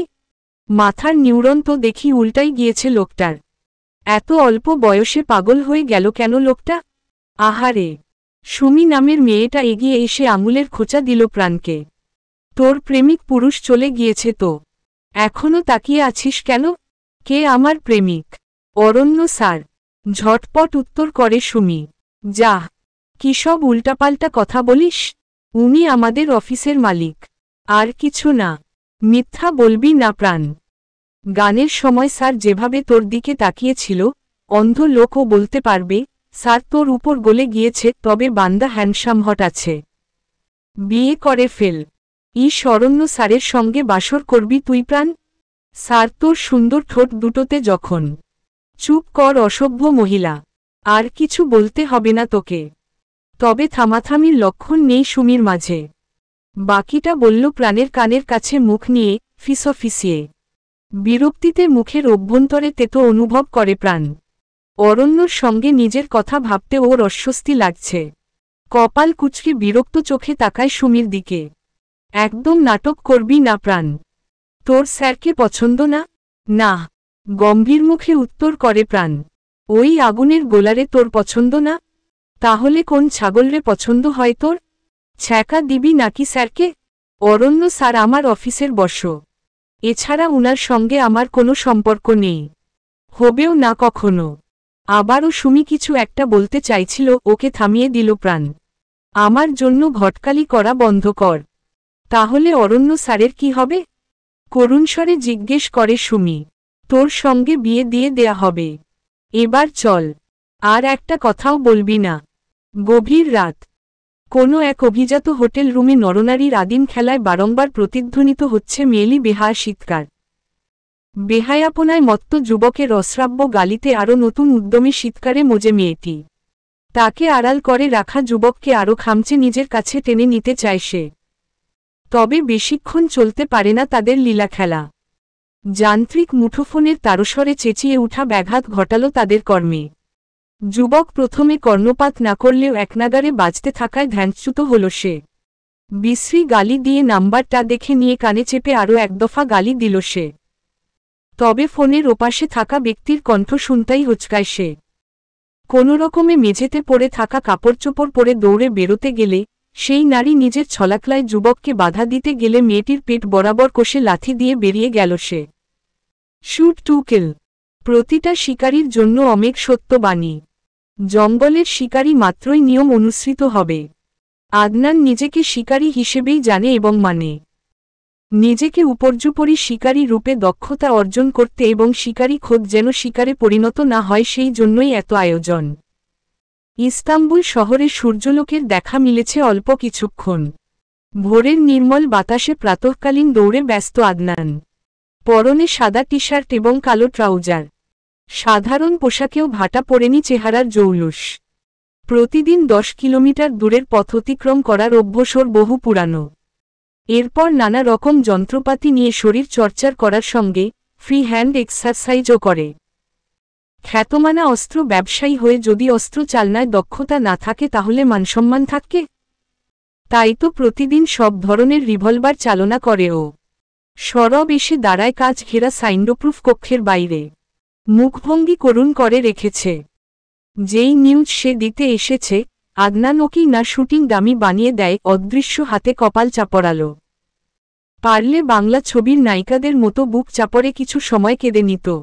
তবে সবই অসম্ভব। চাকরি নাকি মরণ ফাঁদ? আহা আমার বউটা বরের আদর খাওয়ার আগেই বিধবা হয়ে যাবে। সরবকে মুখগুজ করে দাঁড়িয়ে থাকতে দেখে আদনান বেরিয়ে এলো সাইন্ডোপ্রুফ কাচের ঘর থেকে। আগাগোড়া একবার ওকে দেখে নিয়ে পানির বোতল খুলতে খুলতে গিয়ে বসল ওর নিজের বেডরুমের সোফায়। কয়েক ঢোকে বোতলের পানি শেষ করে ভ্রু উঁচিয়ে চায় সর্বের দিকে। ব্যাস হাঁটু দুটো ঠকঠক করে কেঁপে উঠে সর্বের। ভয়ার্ত আননে মনে মনে বিড়বিড় করে বলে, আমি সিঙ্গেল মরতে চাই না। এই যাত্রায় বেঁচে গেলেই চাকরির গুষ্টির ষষ্ঠী করে দিব। চাকরি গেলে চাকরি পাব, কিন্তু জীবন গেলে। বাকিটা আর ভাবনার অবকাশ পেল না সরব। তার আগেই আদনানের গমগমে আওয়ায় জিজ্ঞেস করে, আজ আবার কোন ব্যাড নিউজ নিয়ে এসেছ সরব? চিফ, আসলে মানে হয়েছে কি, গাড়ি ট্রাক সাগরে হারিয়ে গিয়েছে। সর্বের আমতা আমতা করে বলা প্রতিটা কথা আদনানের মাথার উপর দিয়ে গেল। কি বলতে চাইছো সরব? I don't have all the day. Remember that? Sabbir স্যারের বিগত এক সপ্তাহ যাবৎ কোনো খোঁজ পাওয়া যাচ্ছে না। হড়বড়িয়ে কথাটা বলল সরব। So what? গার্লফ্রেন্ড নিয়ে বেরিয়েছে। আর কি বলতে চাও? তাড়াতাড়ি বলে বিদায় হও। চট্টগ্রাম পোর্ট দিয়ে আমাদের মাল চেন্নাই যেতে পারেনি। ট্রাকটা হাওয়ায় মিলিয়ে গিয়েছে। কেউ কোনো খোঁজ পায়নি। দ্রুত গতিতে কথাটা বলে ফেলল সরব। ড্রাইভার? চিফ। সরব, আমি হেয়ালি পছন্দ করি না। ড্রাইভারের লাশ কর্ণফুলী নদীতে পাওয়া গিয়েছে চিফ। সর্বের কথায় প্রত্যুত্তরে কিছু না বলে চুপ করে বসে রইল আদনান। আপাতদৃষ্টিতে তাকে শান্ত মনে হলেও হৃদয় গহীনে চলে অন্তর্দ্বন্দ্ব। টিকিট বুক করো সরব। আমার কাজে বাধা দিতে পারে এমন কলিজা কার দেখে আসি। নিশ্চয় অনেক বড় মজা করে ফুটবল খেলা যাবে। ইস্তাম্বুল শহরে বসফরাস প্রণালীর কাছাকাছি অভিজাত উস্কুদার এলাকার ঝা চকচকে দ্বিতল বিশিষ্ট বাড়িটির বর্তমান উত্তরসূরি আদনান মুনতাসির ডেনিজ। বিশাল বড় এরিয়া নিয়ে তৈরি বাড়িটির পড়তে পড়তে আভিজাত্যের ছোঁয়া। প্রণালীর নির্মল বাতাস, কোলাহলমুক্ত পরিবেশ, আধুনিকতার মোড়কে আবৃত হলেও বাড়িটি একেবারেই নির্জীব। সরবকে বাংলাদেশের টিকিট বুকিং দিতে বলে আদনান গেল ফ্রেশ হতে। এরপর সে বেরোবে অফিসের উদ্দেশ্যে। অস্ত্র ব্যবসা তাদের আন্ডারওয়ার্ল্ডের সঙ্গে মিলিয়ে দিলেও বাহ্যিকভাবে আদনান একজন আর্কিটেক্ট। সেই সঙ্গে রিয়েল এস্টেট বিজনেস চলে রমরমা। তুর্কির একজন সুনামধন্য ব্যবসায়ী আদনান। নিজেকে আয়নার পরখ করে ভালোভাবে আদনান। সে এখনও বুঝে উঠতে পারে না বাংলাদেশে থাকাকালীন একজন আর্কিটেকচারের স্টুডেন্টকে কোন আক্কিলে নবম শ্রেণীতে ভর্তি নিয়েছিল। স্কুলের দিনগুলোর কথা মনে উঠতেও ঠোঁটের কোণে সূক্ষ্ম হাসির আভাস ফুটে উঠে আদনানের। অফিসের জন্য সাদা শার্ট এবং গ্রে কালার ব্লেজার পরে তৈরি হয়ে নিল। ঘাড় ছেড়ে নেমে আসা চুলগুলোকে আটকে দেয় চিকন হেয়ার ব্যান্ডে। আয়নার ফুটে প্রতিবিম্বতে নিজেকে ঠিকঠাকই লাগল। তখনই দেখল প্রাণের অবয়ব দাঁড়িয়ে ওর পাশে। মিটিমিটি হেসে চলেছে প্রাণ। সেই হাসিতে অধর প্রসারিত হয় আদনানেরও। চোখের ইশারায় ভ্রু উঁচিয়ে প্রশ্নটা করেই ফেলল Adnan. How am I looking প্রাণপাখি? Hot and handsome? মিটিমিটি হেসে প্রাণের অবয়ব আরেকটু কাছাকাছি এসে দাঁড়ায়। পায়ের আঙুলে ভর করে আদনানের আরও কাছাকাছি এসে ফিসফিস করে বলল, বিলেতি ইঁদুর। প্রাণের রসিকতায় অধরের হাসিটা বিস্তৃত হল আদনানের। মেকি লজ্জায় ঘাড়ে বাম হাতটা ঘষে প্রত্যুত্তরের আগেই হারিয়ে গেল প্রাণের অবয়ব। সবটা নিছক কল্পনা। এদিক সেদিক দৃষ্টি ঘুরিয়ে খুঁজে নেয় প্রেয়সীর অবয়ব, তবে ধোঁয়াশায় মিলিয়েছে ক্ষণকাল পূর্বে। দীর্ঘশ্বাসটা নিজের বক্ষপিঞ্জরের গহীনে গিলে নিতে পারে না আদনান। ঠোঁটের কোণের চওয়া হাসিটা মিলিয়ে গেল আচম্বিতে। বিগত 6টা বছর কাটিয়েছে জমানো স্মৃতির বাক্সের পুঁজিতে।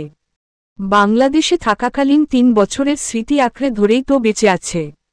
নানা জল্পনাকল্পনার মাঝে আধুনিক মুঠোফোনে সাব্বিরের সঙ্গে যোগাযোগের চেষ্টা করে আদনান। সে তো জানে কেন ওর খোঁজ পাওয়া যাচ্ছে না। কত শতবার বুঝিয়েছে চরিত্র ঠিক করতে। সে কথা কানে নিলে তো নিশ্চয় কোনো প্রশ্নি নিয়ে ডুব দিয়েছে। ব্রেকফাস্ট টেবিলে বসে সাব্বিরের একান্ত গোপন নাম্বারে ফোন করে আদনান। আদনান জানে এখনই অপরপাশ হতে ভেসে আসবে উচ্ছ্বসিত সাব্বিরের ওকে বাপ বলে সম্বোধন।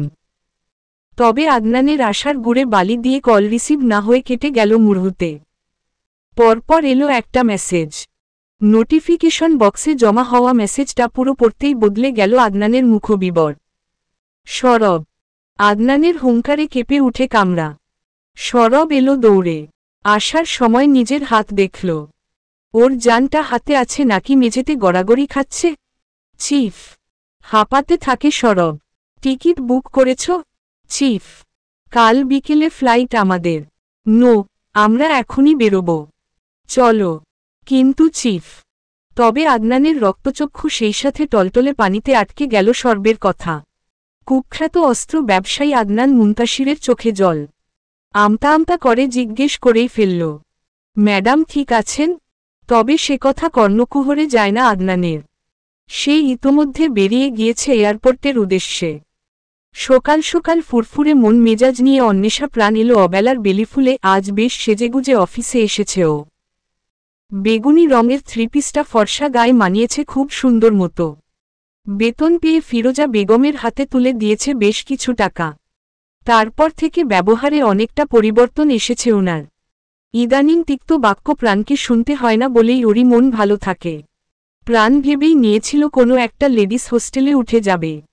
তাছাড়া ওর চাকরিটাও আরামের, তেমন কাজবাজ নেই। বিগত 1 সপ্তাহ যাবৎ অরণ্যর কোনো খোঁজ নেই। তাই অফিসও চলছে কোনো রকম।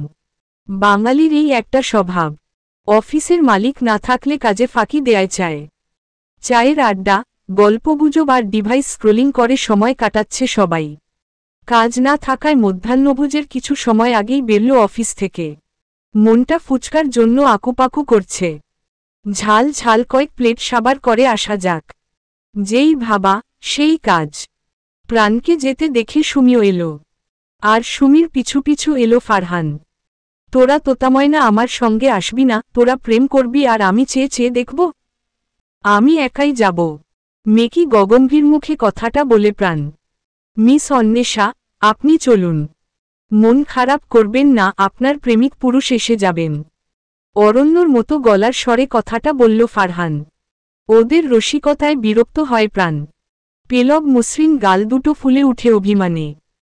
ওরা তো জানে না অন্বেষা প্রাণের একমাত্র প্রেমিক পুরুষ অন্য কেউ চাইলেও তার জায়গা প্রাণ কাউকে দিবে না কখনো। প্রাণকে ভাবনায় ডুবে যেতে দেখে হেসে ফেলল ওরা দুজন।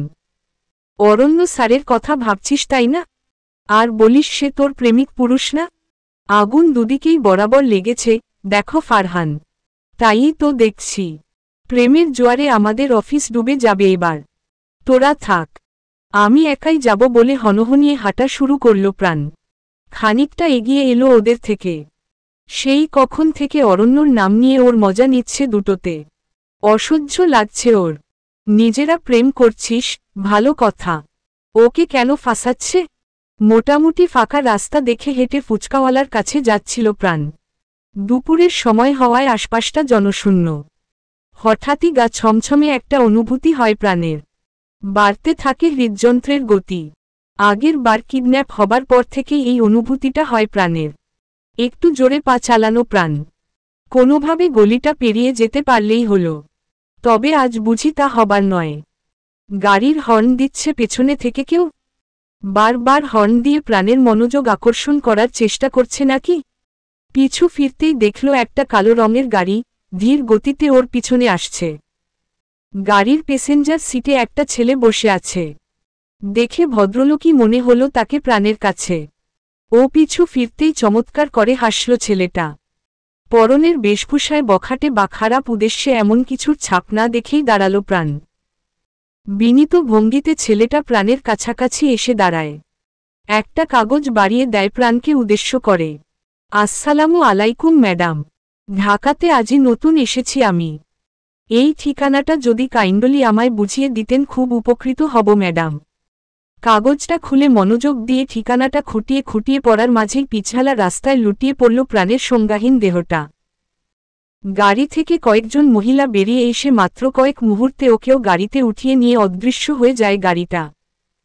নিভু নিভু দৃষ্টিতে নেত্রোদয় খোলার প্রয়াসে তৎপর প্রাণ, চোখের পাতায় যেন কেউ গ্লু মিশিয়ে দিয়েছে। রীতিমতো জোর জবরদস্তি করা লাগছে। সমঙ্গা ফিরে আসতেই মস্তিষ্ক সচল হল প্রাণের। মাথাটা ব্যথায় যেন ফেটে যাবে। আবারও অপহরণের শিকারও। আশপাশটা ভালো করে পরখ করে নিল ও। যা ভেবেছিল তাই। অন্ধকারাচ্ছন্ন গোডাউন কোনো একটা।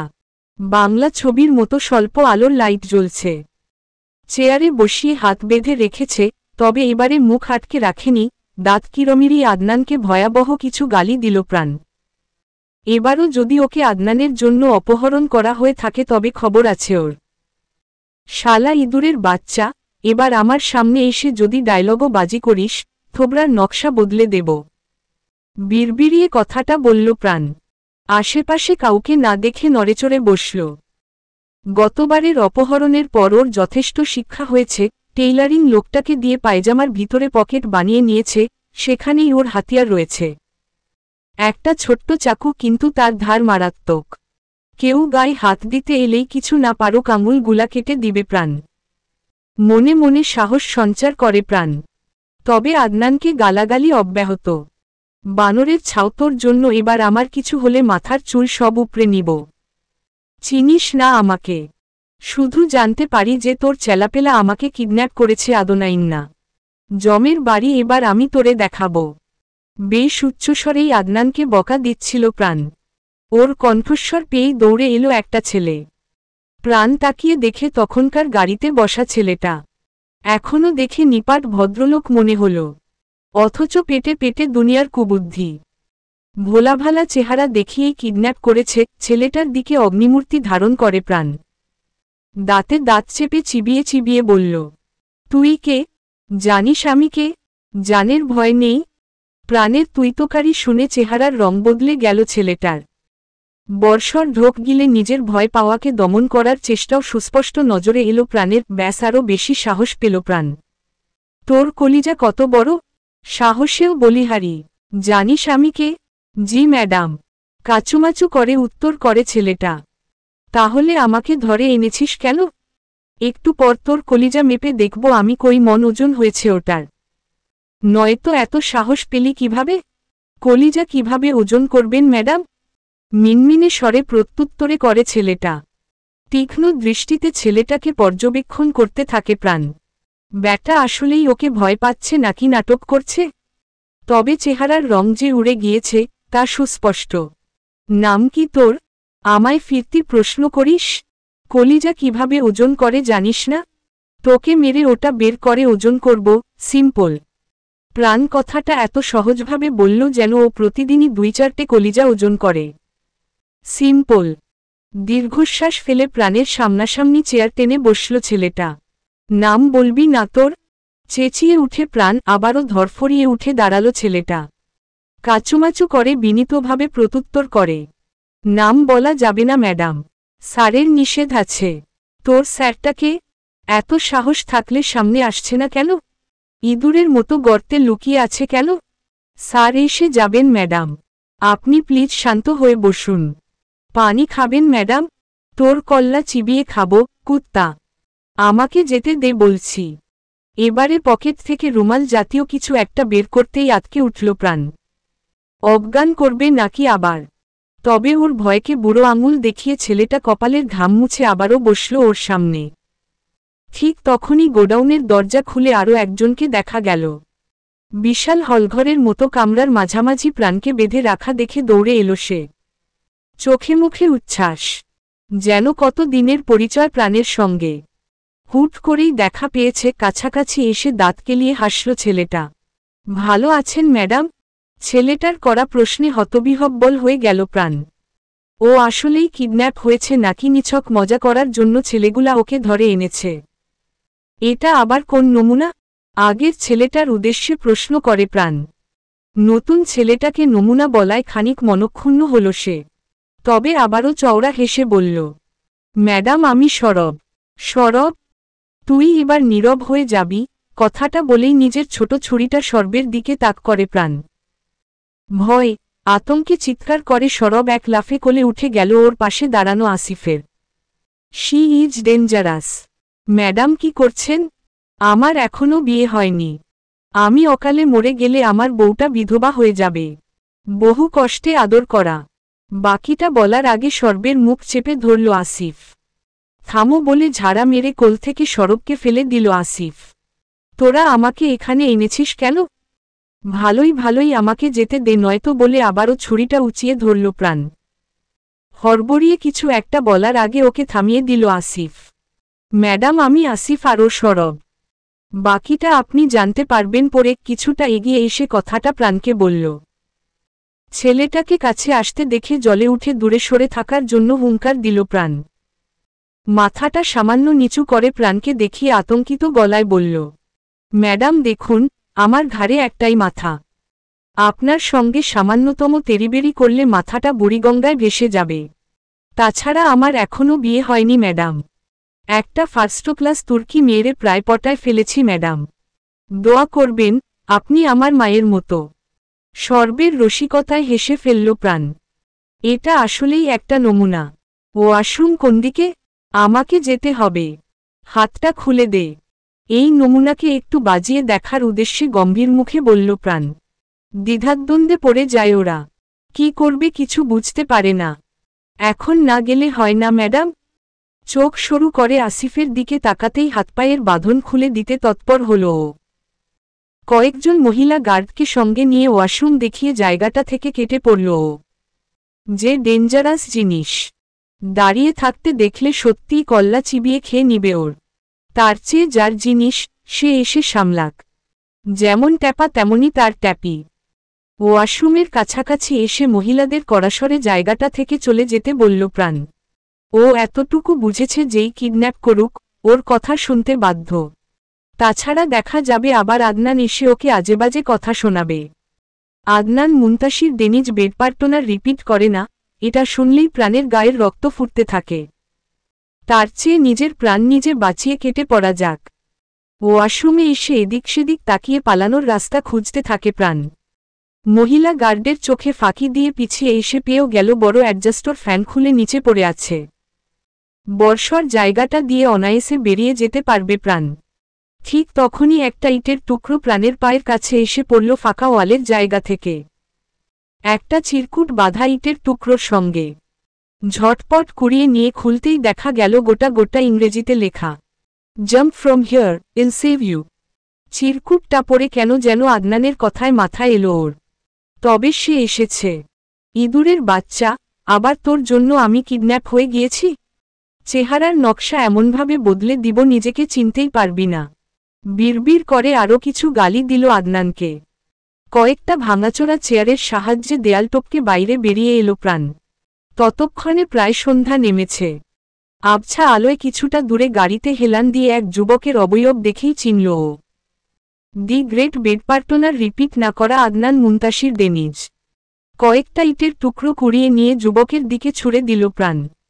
আচমকা আক্রমণে ভড়কে যুবক ওর দিকে ফিরতেই আরও একবার ঝটকা খেল প্রাণ। গেজ দাঁত বিশিষ্ট সে যুবক ওকে দেখেই চমৎকার করে হাসল। মিস অন্বেষা প্রাণ। যার জন্য করলাম চুরি, সেই বলে চোর? এই অধমের প্রতি এ কেমন অনাচার! আপনি কি কোনো মাফিয়ার গার্লফ্রেন্ড? নিশুতিরাতের নৈবদ্য নিস্তব্ধতা ভেঙে একেবেঁকে এগিয়ে চলছিল অরণ্যর কালো গাড়িটা।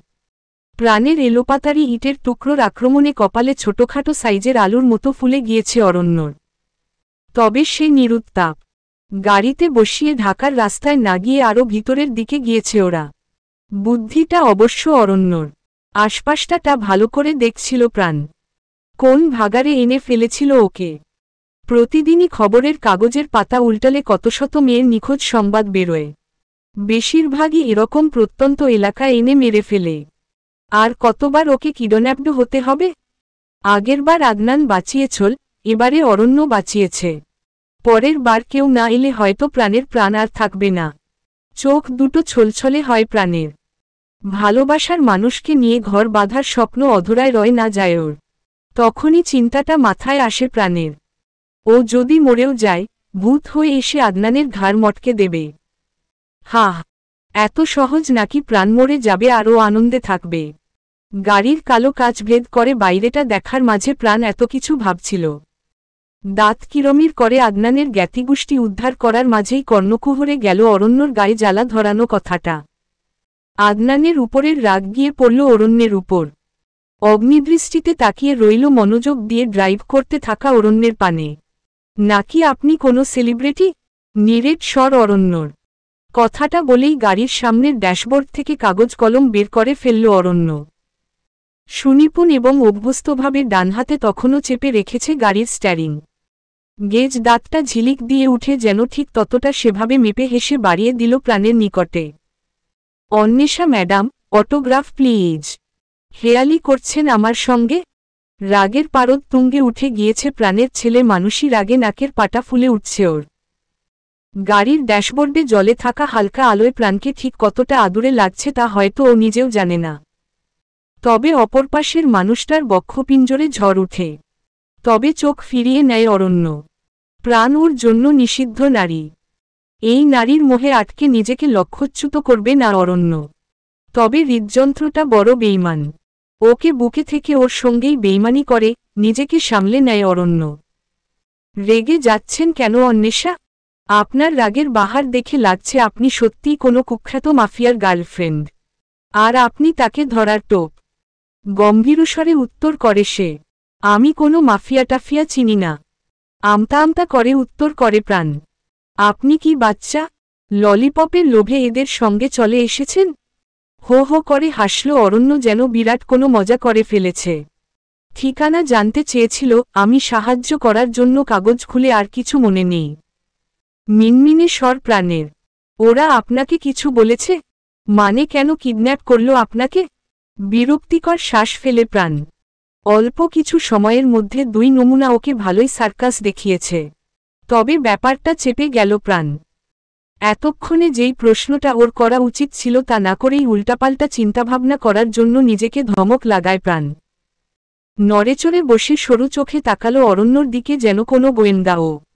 প্রাণের দৃষ্টি খেয়াল করে চমৎকার করে হাসল অরণ্য। মাটির ভাঙা রাস্তা এঁকেবেঁকে চলা গাড়ির ভিতরের সামান্য আলোতে রহস্যময় লাগল হাসিটা। আপনি কিভাবে জেনেছেন আমি এখানে স্যার?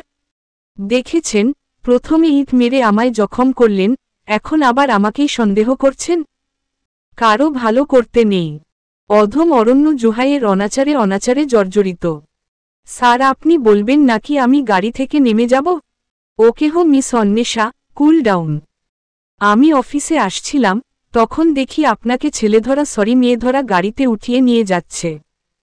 ব্যাস ওদের ফলো করে এলাম, সুযোগ বুঝে আপনাকে সাহায্য করতে চাইলাম। তার আগেই দেখি আপনি চলে এসেছেন।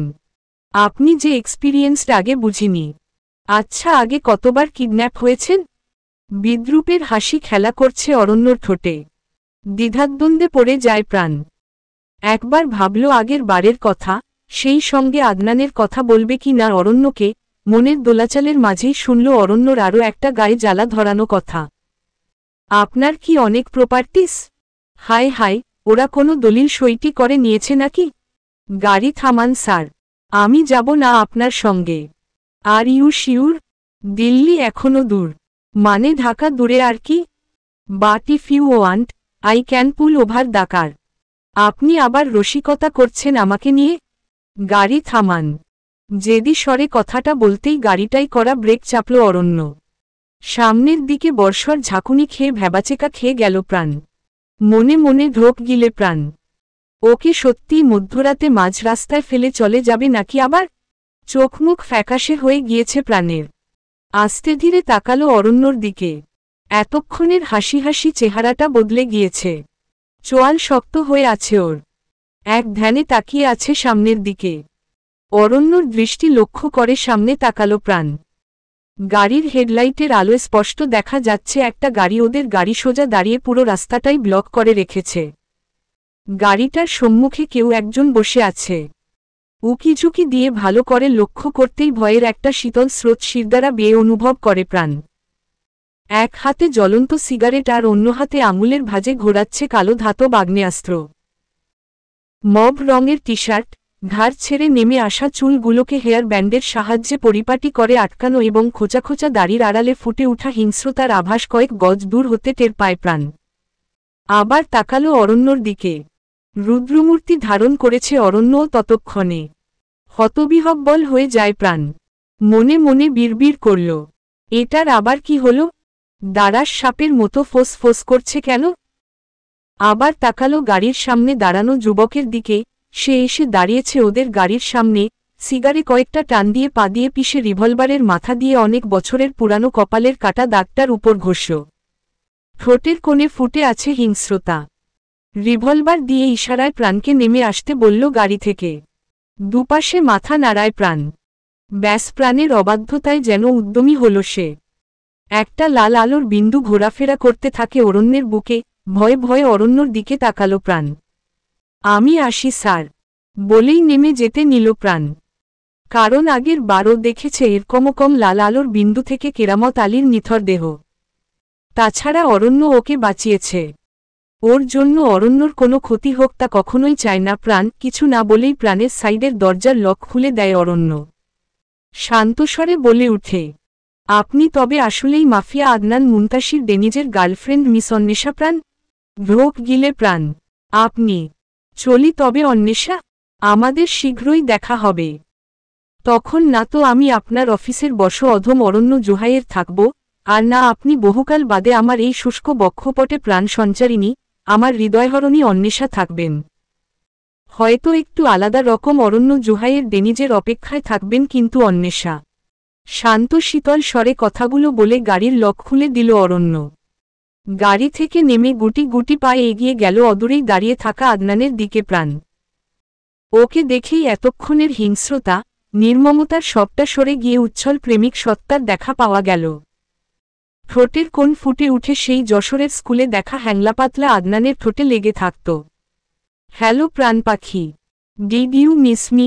কাম, জাম্প অন মি। দু বাহু মিলে দাঁড়ায় আদনান।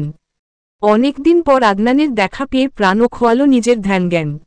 দৌড়ে গিয়ে ঝাঁপিয়ে পড়ে প্রেমিকের বুকে। তড়িৎ গতিতে এক প্রকার লুফে নিল আদনান। লম্বাচওড়া আদনানকে শূন্যে উঠিয়ে নিয়েছে স্বীয় প্রেয়সীকে। একটা গাঢ় চুমু এখন সময়ের দাবি। তার আগে হিংস্র চোখে তাকালো গাড়িতে বসা অরণ্যের দিকে। রিভলভার উঁচিয়ে ইশারায় শাসানি দেয়, বাঁচতে চাইলে কেটে পড়। যদিও অন্ধকার গাড়িতে অরণ্যের চেহারা দৃশ্যমান নয় আদনানের নিকট। গাড়িটাকে পিছিয়ে নিয়ে উল্টো পথে চলে গেল অরণ্য। তবে লুকিং গ্লাসে প্রাণকে পরম নির্ভরতায় আদনানের বুকে লেপ্টে থাকতে দেখে নিজের বুকে দাউ দাউ করে জ্বলতে থাকা অগ্নুৎপাতের ছটা ঠিকই অনুভব করতে পারে। গিয়ারে থাকা হাতের চাপ বাড়ায়। পারলে যেন এক্ষুনি ছিন্নভিন্ন করে দিত আদনান নামক বিষাক্ত কাটার ন্যায় মানুষটাকে। চলবে।